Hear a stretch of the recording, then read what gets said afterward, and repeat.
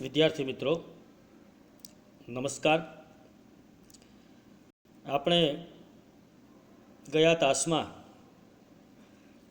જીવન પાથેય નામનો જે એકમ છે કાકા સાહેબ કાલેલકરની સ્મરણ યાત્રામાંથી લેવામાં આવેલો તેમનો અભ્યાસ કર્યો।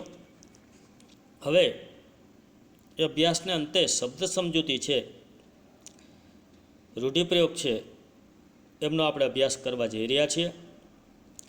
તો મિત્રો આગળના અભ્યાસમાં આપ શાંતિથી જોડાશો અને અહીંથી જે સમજૂતી આપવામાં આવે એમાં પૂરી કાળજીથી ધ્યાન આપશો। શબ્દ સમજૂતીમાં પ્રથમ શબ્દ છે જીવન પાથે, જે આપણા એકમનું શીર્ષક હતું। જીવન પાથે એટલે કે જીવનનું ઉપયોગી ભાથું, યોગ્ય માર્ગદર્શન।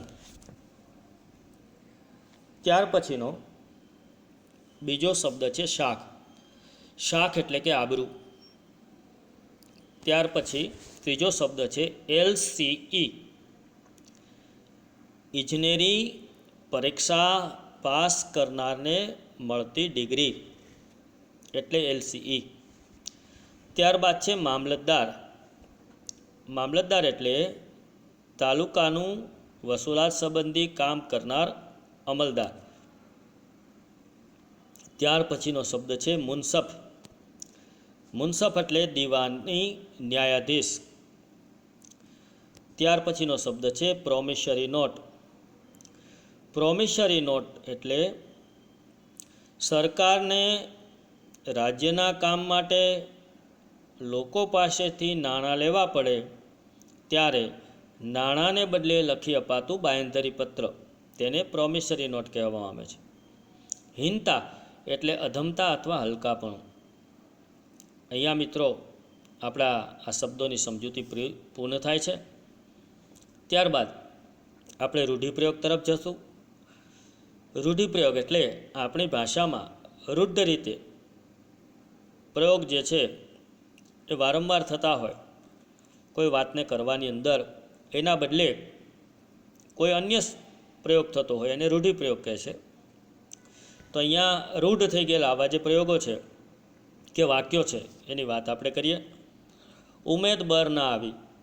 ઉમેદ બર ના આવી એટલે કે આશા સફળ ન થવી, ઈચ્છા પ્રમાણે પરિણામ ન આવવું। ત્યાર પછી શાખ જામવી। શાખ જામવી એટલે પ્રતિષ્ઠા ઊભી થવી। ત્યાર પછી એકના બે ન થવું। એકના બે ન થવું એટલે પોતાની વાત પર મક્કમ રહેવું। પછી સડક થઈ જવું। સડક થઈ જવું એટલે કે આશ્ચર્ય મૂઢ થઈ જવું। પછી નામ લજવવું। નામ લજવવું એટલે અપકીર્તિ અપાવી। તો મિત્રો અહીંયા આપણે આ રૂઢિપ્રયોગ છે એ પણ પૂર્ણ કર્યા। હવે ભાષા સજ્જતાની અંદર આપણે આગળ વધી રહ્યા છીએ। ભાષા સજ્જતાની અંદર આજે આપણે જે અભ્યાસ કરવાનો છે એની વાત તમને કહી દઉં તો સૌથી પહેલાં આપણે આજે કાળ વિશે વાત કરવાના છીએ।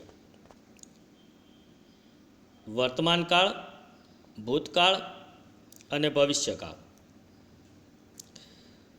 હવે આપને એ ખ્યાલ હોવો જોઈએ, અને ન હોય તો અહીંથી હું વ્યાખ્યા સૂચવું છું જેનાથી તમને ખ્યાલ આવી જશે। જે વાક્યમાં ક્રિયા ચાલુ હોવાનો નિર્દેશ હોય તે વાક્ય વર્તમાન કાળ સૂચવે છે। સમજાય છે મિત્રો? જે વાક્યમાં ક્રિયા ચાલુ હોવાનો નિર્દેશ હોય તે વાક્ય વર્તમાન કાળ સૂચવે છે। એ જ રીતે જ્યારે કોઈ વાક્યમાં ક્રિયા પૂર્ણ થઈ હોવાનો નિર્દેશ હોય ત્યારે તેવું વાક્ય ભૂતકાળ સૂચવે છે। ફરી વખત કહું છું, જ્યારે કોઈ વાક્યમાં ક્રિયા પૂર્ણ થઈ હોવાનો નિર્દેશ હોય ત્યારે તેવું વાક્ય ભૂતકાળ સૂચવે છે। ત્યાર પછી જ્યારે કોઈ વાક્યમાં ક્રિયા થવાની સંભાવનાનો નિર્દેશ હોય ત્યારે તેવું વાક્ય ભવિષ્યકાળ સૂચવે છે. જ્યારે કોઈ વાક્યમાં ક્રિયા થવાની સંભાવનાનો નિર્દેશ હોય ત્યારે તેવું વાક્ય ભવિષ્યકાળ સૂચવે છે. તો મિત્રો, હવે આપને વર્તમાનકાળ, ભૂતકાળ અને ભવિષ્યકાળ વિશે ખ્યાલ આવી ગયો હશે. હવે આપણે આટલો ખ્યાલ આવ્યો હોય તો ભાષા સજ્જતા તમને તરત જ સમજાઈ જશે. આપણે વાક્યો આપ્યા છે, વાંચીએ. નીચેના વાક્યો વાંચો. એ લાઈનમાં લાંચ ખૂબ મળે છે. પહેલું વાક્ય હતું. બીજું વાક્ય, એ લાઈનમાં લાંચ ખૂબ મળતી હતી. અને ત્રીજું વાક્ય, એ લાઈનમાં લાંચ ખૂબ મળશે. આ 3 વાક્યો આપણે જોયા તો એમાં તમને ખ્યાલ આવવો જોઈએ કે પહેલું વાક્ય છે એ લાઈનમાં લાંચ ખૂબ મળે છે, તો એ વર્તમાન કાળ સૂચવે છે કારણ કે ક્રિયા ચાલુ છે. બીજું વાક્ય, એ લાઈનમાં લાંચ ખૂબ મળતી હતી, એટલે કે ક્રિયા પૂર્ણ થઈ હોવાનો નિર્દેશ થાય છે. મળતી હતી તો એ વાક્ય ભૂતકાળનું છે, ભૂતકાળ સૂચવે છે. અને ત્રીજું વાક્ય છે, એ લાઈનમાં લાંચ ખૂબ મળશે, એટલે કે એ ક્રિયા થવાની સંભાવના સૂચવે છે, ત્યારે ભવિષ્યકાળ આપણને ખ્યાલ આવવો જોઈએ. તો મિત્રો, અહીંયા 3 વાક્યોમાં પહેલું વાક્ય વર્તમાનકાળ, બીજું ભૂતકાળ અને ત્રીજું ભવિષ્યકાળનું છે. એ જ રીતે હવે ચોથું વાક્ય જોઈએ. જીવરામ ભટ્ટ કાલે પોતાના ગામમાં હતા. જો જીવરામ ભટ્ટ કાલે પોતાના ગામમાં હતા તો મતલબ કે અહીંયા ક્રિયા પૂર્ણ થઈ હોવાનો નિર્દેશ છે, માટે ભૂતકાળ સૂચવે છે. ત્યાર પછી આગળ જોઈએ. જીવરામ ભટ્ટ આજે પોતાના સાસરિયામાં છે. તો આ વાક્યમાં જોઈએ તો ક્રિયા ચાલુ હોવાનો નિર્દેશ છે, માટે વર્તમાન કાળ સૂચવે છે. ત્યાર પછીનું વાક્ય છે, જીવરામ ભટ્ટ આવતીકાલે પોતાના ગામ જશે. તો આ વાક્યમાં તમે જુઓ છો ક્રિયા થવાની સંભાવનાનો નિર્દેશ છે, માટે ભવિષ્યકાળ સૂચવે છે. તો ઉપરના વાક્યોમાં પહેલા 5મા વાક્યમાં ક્રિયા ચાલુ હોવાની વાત છે. બીજા અને ચોથા વાક્યમાં ક્રિયા પૂર્ણ થવાનો નિર્દેશ છે, જ્યારે ત્રીજા અને છઠ્ઠા વાક્યમાં ક્રિયા થવાની સંભાવના દર્શાવે છે. તો મિત્રો, હવે આપને આ વાતનો બરાબર ખ્યાલ આવી જ ગયો હશે એવી આશા રાખું છું. તો તમને વર્તમાનકાળ, ભૂતકાળ અને ભવિષ્યકાળ આના ઉપરથી સમજાઈ જ ગયો હશે એ આશા રાખું તો યોગ્ય ગણાશે. કરે છે, રમે છે, જમે છે, ચીડવે છે, મળે છે વગેરે વર્તમાનકાળ દર્શાવે છે. જ્યારે કર્યું હતું, કરતો હતો, ચીડવતો હતો, ગામમાં હતા, મળતી હતી વગેરે વાક્યોની અંદર આવતા શબ્દો ભૂતકાળ દર્શાવે છે. જ્યારે કરતો હશે, જમતો હશે, રમતો હશે, ચીડવશે, મળશે, જશે વગેરે વાક્યોની અંદર આવતા શબ્દો ભવિષ્યકાળ દર્શાવે છે. આમ હવે આપણે પહેલાં મેં જે વ્યાખ્યા આપી હતી એ સમજીએ કે જે વાક્યમાં ક્રિયા ચાલુ હોવાનો નિર્દેશ હોય તે વર્તમાન સૂચવે છે અથવા તો વર્તમાન કાળ સૂચવે છે. જ્યારે કોઈ વાક્યમાં ક્રિયા પૂર્ણ થઈ હોવાનો નિર્દેશ હોય ત્યારે તેવું વાક્ય ભૂતકાળ સૂચવે છે. અને જ્યારે કોઈ વાક્યમાં ક્રિયા થવાની સંભાવનાનો નિર્દેશ હોય ત્યારે તેવું વાક્ય ભવિષ્યકાળ સૂચવે છે. તો મિત્રો, અહીંયા આપણે વર્તમાનકાળ, ભૂતકાળ અને ભવિષ્યકાળને ઉદાહરણ સહિત સમજ્યા. હવે આપને આ કાળ સમજવામાં કોઈ મુશ્કેલી પડશે નહીં. ત્યારબાદ આપણે અભ્યાસ તરફ આગળ વધીએ. અભ્યાસની અંદર પહેલો પ્રશ્ન છે, નીચેના પ્રશ્નોના ઉત્તર માટે આપેલા વિકલ્પોમાંથી સાચો ઉત્તર શોધીને તેનો ક્રમ અને એની બાજુમાં આપેલો અક્ષર એ પ્રશ્ન સામેના ચોરસ ખાનામાં લખો. એમાં પહેલો છે પ્રશ્ન, પિતાશ્રી દત્તુને કોલેજમાં ભણવા ન મોકલવાનું વિચારતા હતા, કારણ કે અહીંયા 4 વિકલ્પો આપ્યા છે. એ 4 વિકલ્પોમાંથી તમારે સાચો વિકલ્પ શોધી અને એની બાજુમાં જે શબ્દ આપ્યો છે એ શબ્દ ચોરસ ખાનામાં લખવાનો. એમાં પહેલો વિકલ્પ ક છે, દત્તુ હોશિયાર ન હતો. ખ વિકલ્પ છે, કોલેજની ફી વધુ એટલે કે મોંઘી હતી. ત્રીજો વિકલ્પ છે, દત્તુને કમાતો કરી દેવો હતો. અને ઘ વિકલ્પ છે, દત્તુના બધા ભાઈઓ કોલેજમાં નિષ્ફળ રહ્યા હતા. તો અહીંયા મિત્રો તમે જાણો જ છો, પાઠ ભણ્યા એટલે કે સાચો વિકલ્પ ઘ છે. ચોથો વિકલ્પ છે એટલે આપણે બાજુના ચોરસ ખાનામાં ઘ લખીશું. બરાબર. ત્યાર પછી બીજો પ્રશ્ન છે, જીવન પાઠમાં વિચાર શૃંખલા શબ્દનો અર્થ ખાલી જગ્યા છે અથવા તો શો છે એમ. તો અહીંયા 4 વિકલ્પ આપ્યા છે. ક વિકલ્પ વિચારોની ક્રમિકતા, ખ વિકલ્પ પ્રવાસ, ગ વિકલ્પ ધ્યેય અને ઘ વિકલ્પ માન્યતા. તો વિદ્યાર્થી મિત્રો, અહીંયા લેખકની માન્યતા એવી હતી વિચાર શૃંખલા એટલે કે જો લાંચ લઈએ તો જ પૈસાદાર થઈ શકીએ. માટે અહીંયા સાચો વિકલ્પ ઘ છે, માન્યતા. તો આપણે બાજુના ચોરસ ખાનામાં ઘ લખીશું. ત્યાર પછી ત્રીજો પ્રશ્ન છે, કાકા સાહેબને બાળપણમાં કુટુંબીજનો કયા નામે બોલાવતા હતા? કુટુંબીજનો કયા નામે બોલાવતા હતા?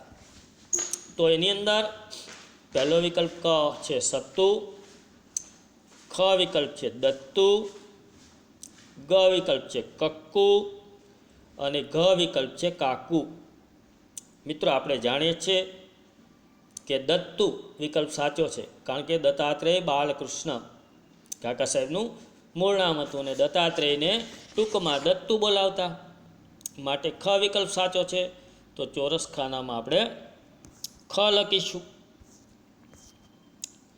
બરાબર છે. ત્યાર પછી ચોથું વાક્ય, લેખકને આખી રાત ગાડીમાં ઊંઘ ન આવવાનું કારણ કયું હતું?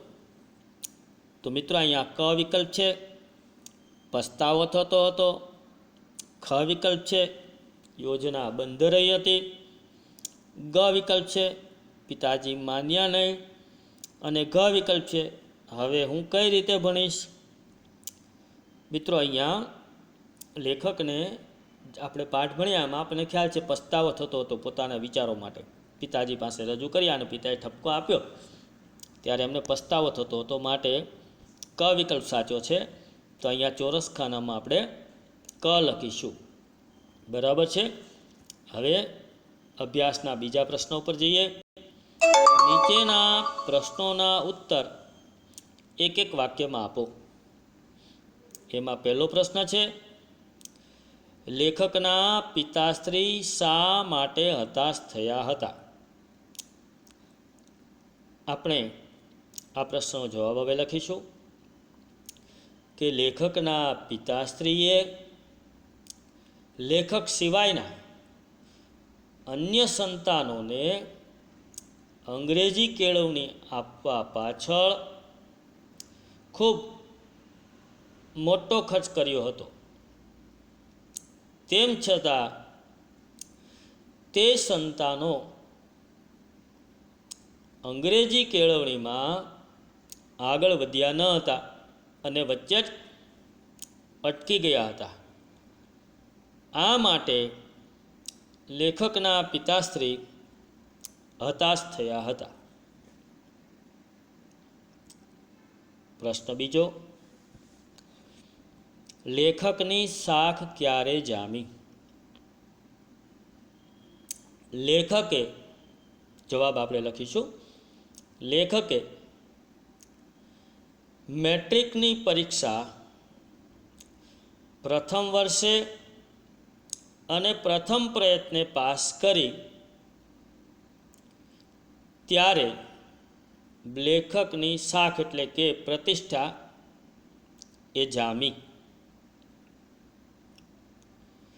ત્યાર પછી ત્રીજો પ્રશ્ન છે, વાંક બીજાનો ને સજા મને થાય છે એમ કોણ વિચારતું? વાંક બીજાનો ને સજા મને થાય છે એમ લેખક કાકા સાહેબ કાલેલકર વિચારતા હતા. ચોથો પ્રશ્ન, લેખકને સાચી કેળવણી ક્યાં મળી હતી? તો એનો જવાબ છે, લેખકને સાચી કેળવણી સાંગલી અને પૂણા વચ્ચે ટ્રેન મુસાફરીમાં મળી હતી. તો મિત્રો, અહીંયા આપણા 4 પ્રશ્નો છે પૂરા થાય છે. અને હવે ત્રીજા પ્રશ્નની અંદર આપણે જઈશું. નીચેના પ્રશ્નોના ઉત્તર આપો. પહેલો પ્રશ્ન છે, પૈસાદાર થવા બાબતે લેખકની શી માન્યતા હતી? પૈસાદાર થવા બાબતે લેખકની માન્યતા એવી હતી કે આપણી પાસે કંઈ મૂડી તો નથી કે આપણે વેપાર કરી અને પૈસાદાર થઈ શકીએ, અને વેપારમાં પ્રતિષ્ઠા જ ક્યાં છે, અને કદાચ નોકરી કરીએ તો નોકરીમાં મળીને કેટલો પગાર મળવાનો હતો. એટલે લોકો જે પૈસાદાર થાય છે ને એ લાંચ લઈને જ થાય છે. અને લેખકને એવું હતું કે લાંચ લઈ અને પૈસાદાર થવાય છે. આમ પૈસાદાર થવા બાબતે લેખકની માન્યતા કંઈક લાંચ લઈને પૈસાદાર થવાય છે એવી હતી. પ્રશ્ન બીજો છે, લેખકના પિતાશ્રી પુણે શા માટે જાય છે? હવે લેખકના પિતાજી છે એ સાંગલી રાજ્યના ટ્રેઝરી ઓફિસર હતા, અને તેમણે પુણે રાજ્ય માટે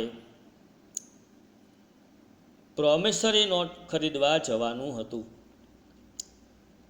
સમજાય છે?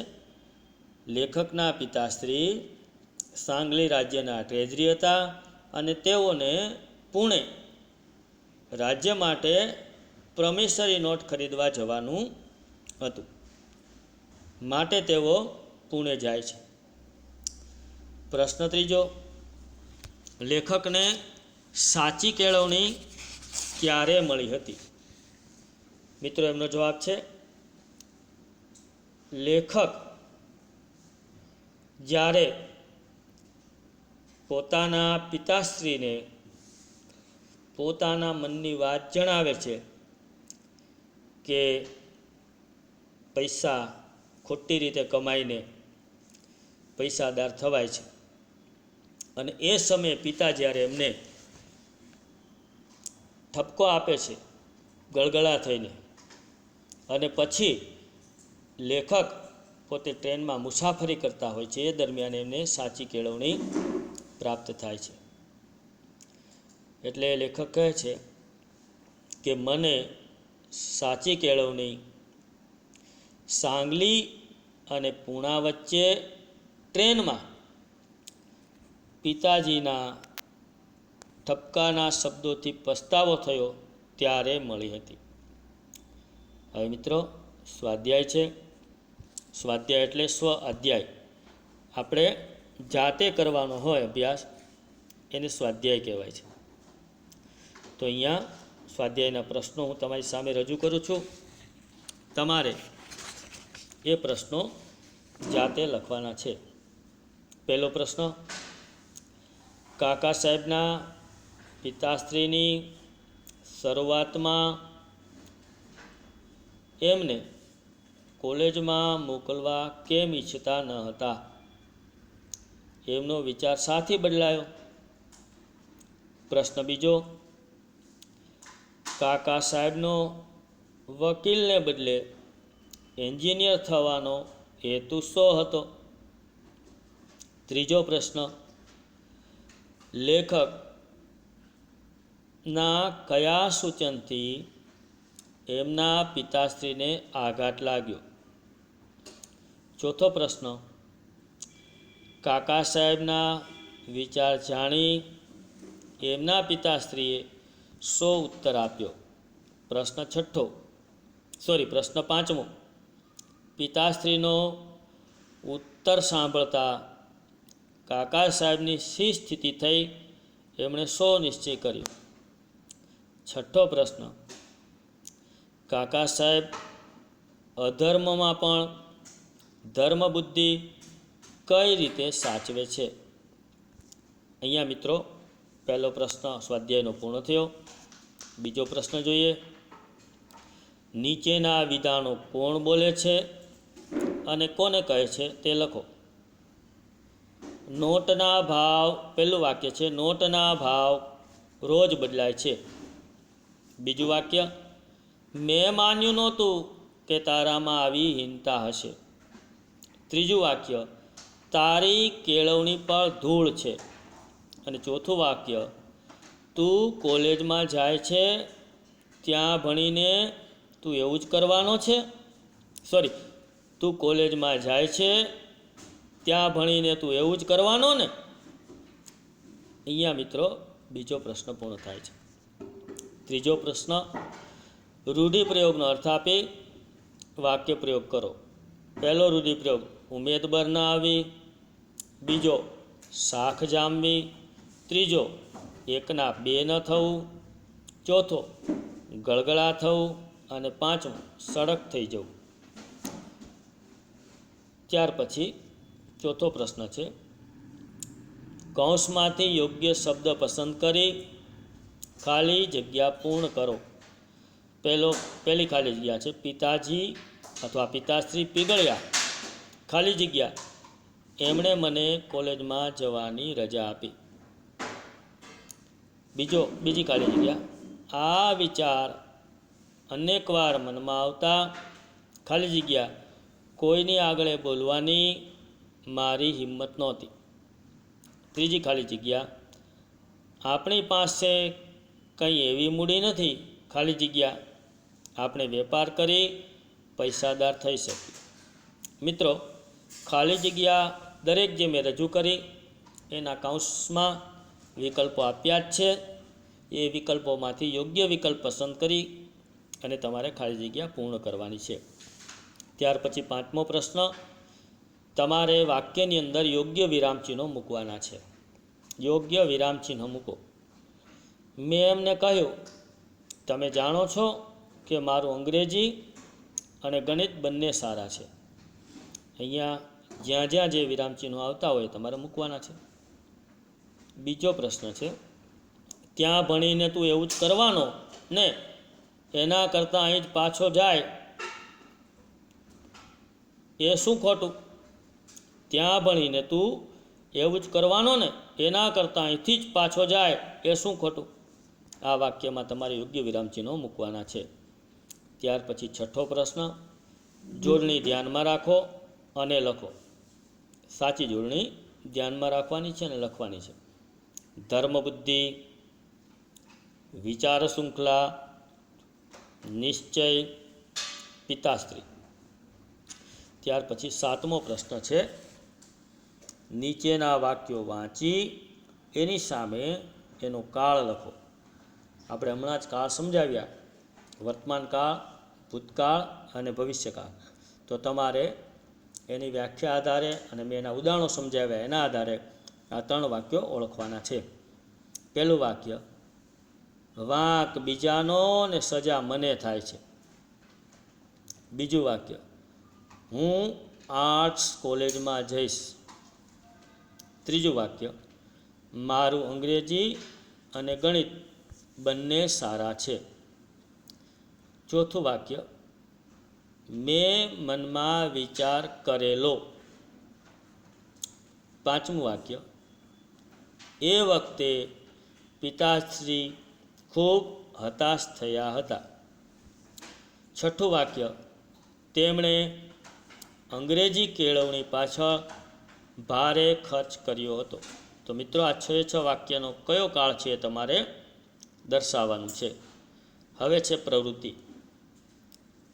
સત્યના પ્રયોગો પુસ્તકમાંથી ચોરી અને પ્રાયશ્ચિત. સત્યના પ્રયોગો ગાંધીજીનું પુસ્તક છે. એની અંદર બાળપણમાં ગાંધીજીએ ચોરી કરી હતી અને પછી એનો ગાંધીજીને જે પછતાવો થયો હતો, એટલે કે એને પછી પ્રાયશ્ચિત કર્યું હતું, એ પ્રકરણ આખું મેળવી અને તમે અત્યારે સ્કૂલ ચાલુ નથી એટલે પ્રાર્થના સભામાં નહીં પણ તમારા ઘેર મમ્મી પપ્પાને એ વાંચી સંભળાવજો.